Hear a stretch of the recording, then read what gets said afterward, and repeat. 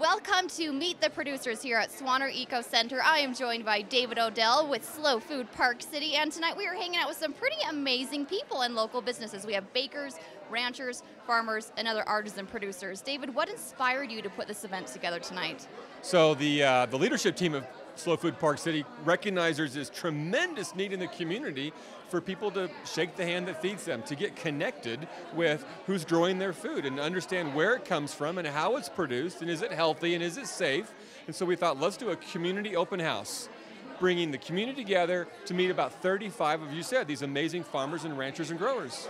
When I arrived here, there was a line going out the door. There's still people coming in and out. Well, do you have any favorites here? What are you looking forward to trying? Well, I'm looking forward to, so we've got 2 lamb producers. We've got some award-winning cheese producers, Slide Ridge honey. So some of these things that, yeah, you know they're out there, but they're just kind of special because of the people who are growing it, and you build a relationship with them. That's what I like about it.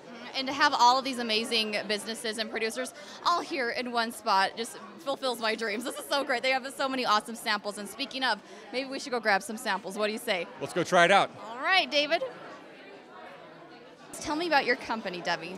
We're a new startup. We started in January of 2013. We're growing indoors, 365, in order to service our local community with fresh produce.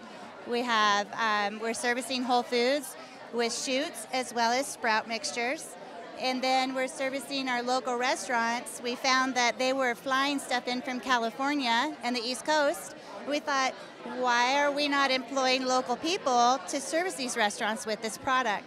Not only that, we figured out a way to be able to grow it organically indoors. What is the importance of supporting community-supported agriculture?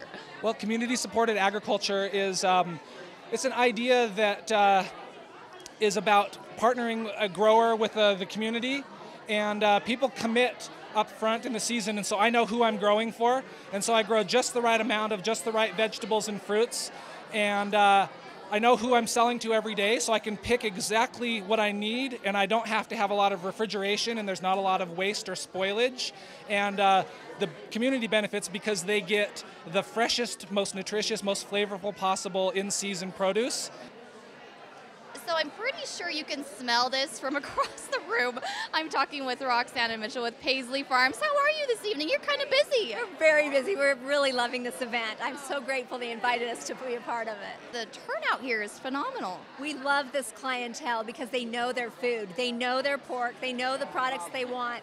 And it's not just garbage. You know, a lot of us are raised on garbage and we don't even know what we're eating until we taste something finer. And then our sights are, you know, our horizons are opened up. And so to have these kinds of people, they care how their animals have been taken care of. They care what their animals are eating, how they're even put down. They want to know it all. And we love to tell our story about it because we're very proud of what we do. We've worked hard to do it this way, to farm in an old-fashioned way. And so we love to tell people about it. What has impressed you most about this evening? I think the turnout. I mean, the fact that Park City residents are so interested in natural, local, organic food.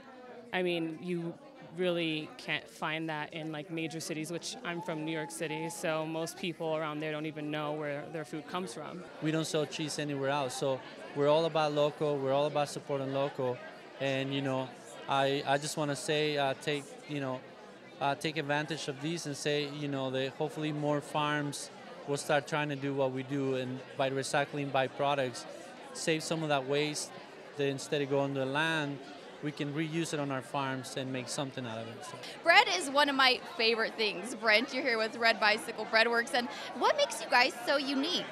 We use a lot of local ingredients. Our flours are milled right here in Utah. Our salts are from ancient seabeds here in Utah as well, and we use some of the products you see here tonight, cheddars and such. What is it like for you to be at an event like this? I mean, there's so much community support. There are tons of people here. I think it's absolutely wonderful to be here at Swaner's and to be able to do events like this.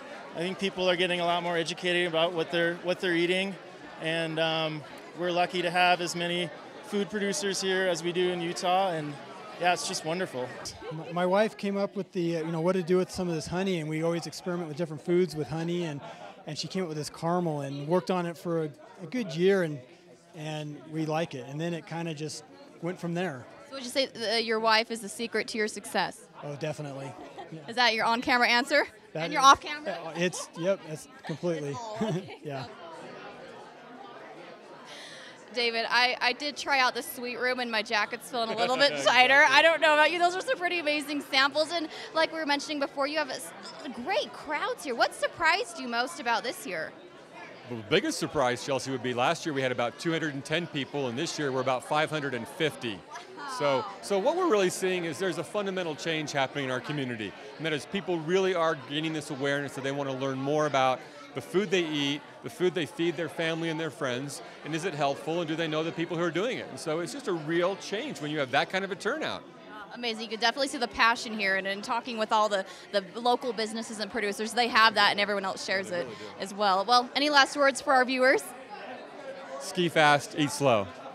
Take it from David. All right, catch us next time for more on Park City Television.